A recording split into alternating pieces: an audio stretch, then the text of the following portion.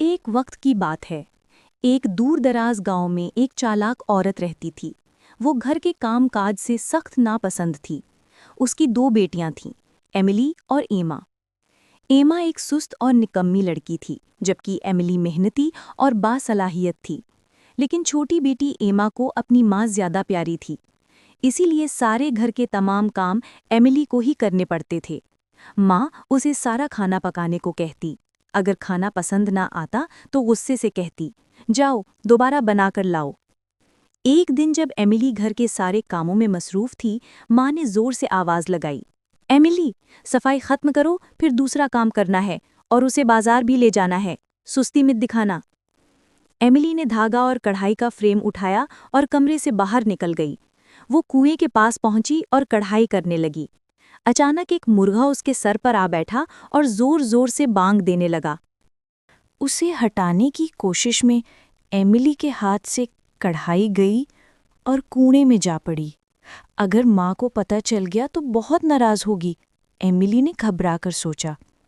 اس نے ڈول کے ذریعے کڑھائی نکالنے کی کوشش کی، مگر توازن بگڑ گیا اور وہ خود ہی کنویں میں جا گری۔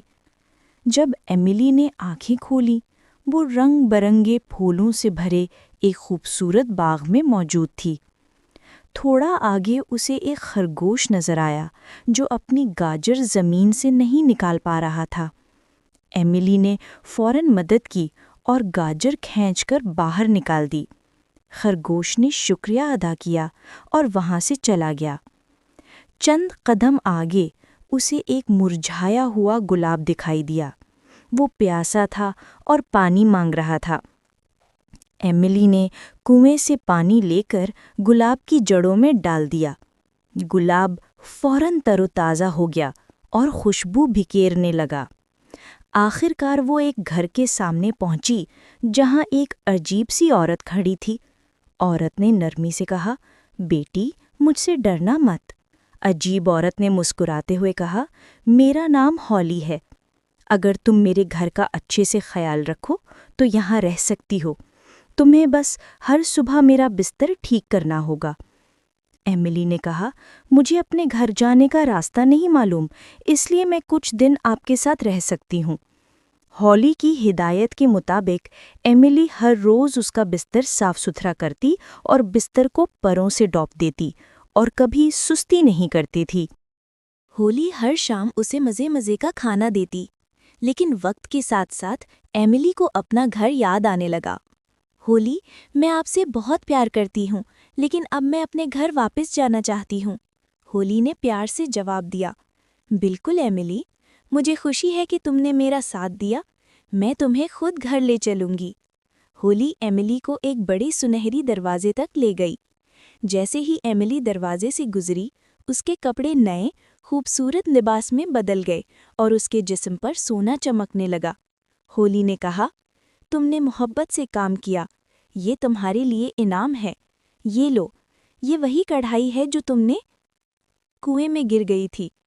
پھر ہالی نے آنکھیں بند کر کے کہا، 3 تک گنو، اور جیسے ہی ایملی نے آنکھیں کھولی، وہ اپنے گھر کے سامنے کھڑی تھی۔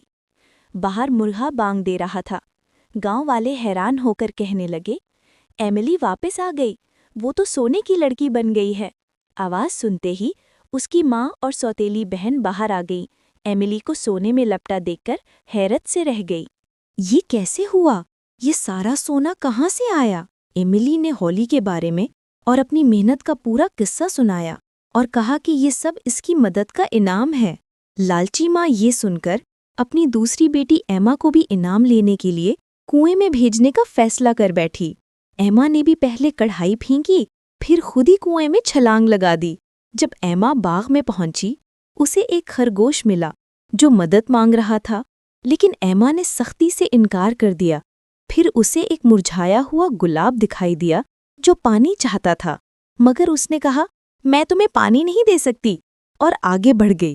آخر کار وہ ہالی کے گھر جا پہنچی۔ ہالی نے اسے بھی بستر پر پنگ بچھانے کا کام دیا۔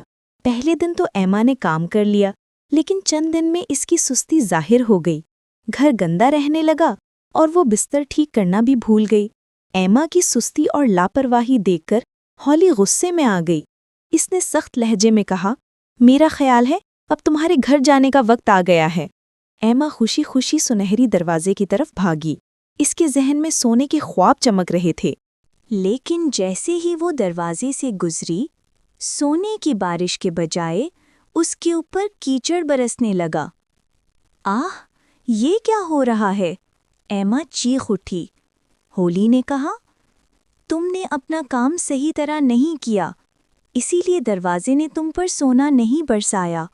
اب آنکھیں بند کرو اور گھر لوٹ جاؤ۔ ایما نے آنکھیں بند کیں اور جب دوبارہ کھولیں تو وہ اپنے گھر کے سامنے کھڑی تھی۔ مرغا بانگ دے رہا تھا، ایما واپس آ گئی، ایما واپس آ گئی۔ گاؤں کے لوگ حیران ہوئے کہ ایما کیچڑ میں لت پت کیوں ہے۔ ایملی نے آگے بڑھ کر بہن کو سہارا دیا اور نرمی سے کہا، یہ سب تمہاری سستی اور بے پرواہی کا نتیجہ ہے۔ اس دن کے بعد ایما کو احساس ہوا کہ محنت ہی انسان کو عزت دیتی ہے۔ اس نے بھی اپنی بہن کی طرح محنت کرنا شروع کر دیا۔ یوں دونوں بہنیں مل کر بازار میں کام کرنے لگیں اور خوشی خوشی اپنی محنت کی کمائی سے گزر بسر کرنے لگیں۔